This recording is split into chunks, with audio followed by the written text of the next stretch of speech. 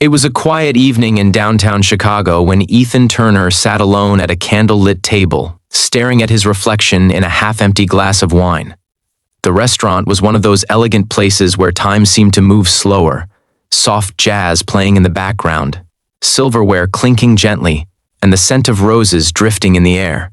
He had been there for almost 20 minutes, waiting for a woman he'd never met, arranged through a friend who swore she was perfect for him. Ethan wasn't even sure why he'd agreed to come. Maybe it was loneliness, maybe it was guilt, or maybe, deep down, he just wanted to feel something again after years of emotional numbness. If you believe in kindness, second chances, and the beauty of fate, then please take a moment to like, comment, share, and subscribe to our channel. Because this story is about how destiny can bring two hearts together, even after life tears them apart. Ethan adjusted his tie nervously as his phone buzzed with a text. "She'll be there in 5 minutes." He sighed, glancing toward the entrance. He'd gone on blind dates before, but this one felt different, heavier somehow, like something was about to shift. He didn't know that tonight he was about to meet someone who would shake the very foundation of his heart. The door opened, and a woman walked in. She was wearing a soft blue dress that flowed around her like gentle waves, her hair tucked behind her ear as she scanned the room. There was something achingly familiar about her, something in the way she moved, cautious yet graceful. She spotted him, smiled politely, and began to walk toward his table. Ethan stood, offering a hand as she introduced herself. "Hi, I'm Claire," she said with a quiet confidence. Her voice was warm, soothing. They shook hands, and for a split second he felt a flicker of recognition, a faint echo of a memory he couldn't place. But he brushed it aside. She didn't seem familiar. Maybe it was just déjà vu. They sat and conversation began.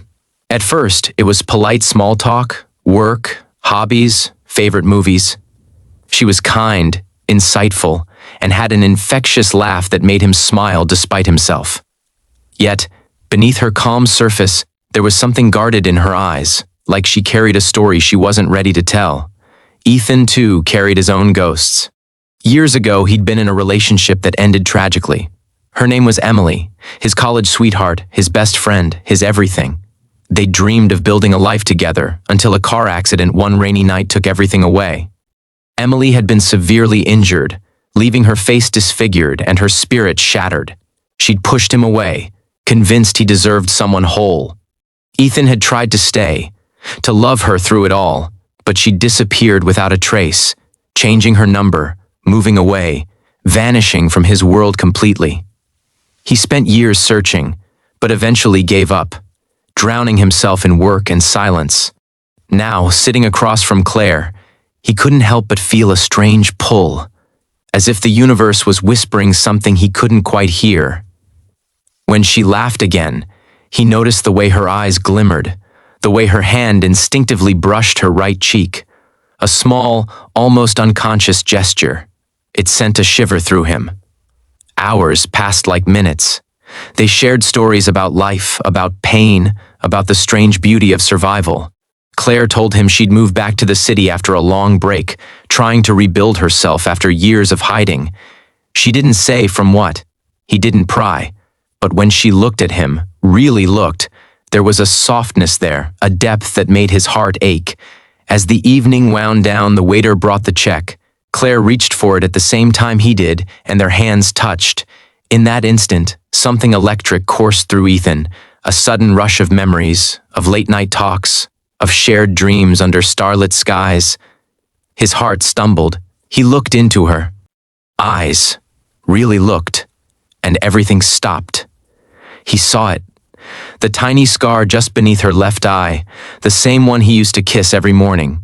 The same soft hazel eyes that once cried in his arms, the same trembling lips that had whispered goodbye through tears years ago. His breath caught. "Emily," he whispered, his voice barely audible. Her eyes widened, and for the first time that evening, her composure broke. Tears welled up, glistening in the candlelight. She didn't need to speak. Her silence was an answer in itself. For a long moment, neither of them moved. The air between them was thick with disbelief and emotion. two souls frozen in time, meeting again after being lost in separate storms. Ethan's chest tightened, and his hands trembled as memories flooded back. The hospital, the rain, the night she disappeared. Emily, or Claire as she had become, finally spoke, her voice fragile but steady. "I didn't think you'd recognize me," she said softly. "I didn't even think I'd ever see you again." She looked away, blinking back tears. "I wasn't the same person after that night, Ethan. I thought I was saving you from the pain of staying with someone broken." He wanted to speak, to tell her how wrong she was, how he had spent years blaming himself, wondering if he could have saved her. But his throat closed up. All he could do was stare, the years of loneliness collapsing into this single surreal moment.